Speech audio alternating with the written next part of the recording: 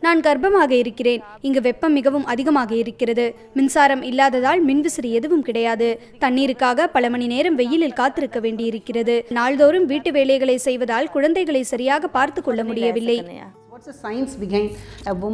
கர்ப்பமாக இருக்கும் ஒரு பெண் அதீத வெப்பத்தை எதிர்கொள்ளும் போது ஏற்படும் உடலியல் மாற்றங்கள் என்ன தெரியுமா? அதற்கு வாசோடைலேஷன் என பெயர். இது உங்கள் நரம்புகளை கொஞ்சம் கொஞ்சமாக பெரிதாக்கும்.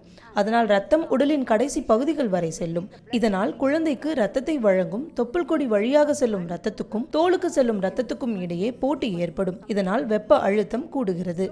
முதலாவதாக, அவர் வீட்டு வேலை செய்பவர் என்பதால் சில நேரங்களில் ஓய்வு எடுத்துக் கொள்ளலாம். இடையிடையே ஓய்வு எடுப்பது உடல் வெப்பத்தை குறைக்க உதவுகிறது. இரண்டாவதாக, சில நிமிடங்கள் இடைவெளியில் தண்ணீர் குடிக்க வேண்டும். மூன்றாவதாக, ஈர துணிகளை அணிந்து கொள்ளலாம். அவரின் கழுத்தில் ஈரமான துணியை வைப்பதும் கை கால்களை அடிக்கடி நனைப்பதும் குமட்டல் மற்றும் வெப்பத்தின் தாக்கங்களை குறைப்பது மட்டுமல்லாமல் குழந்தையை பாதுகாக்கவும் உதவுகிறது.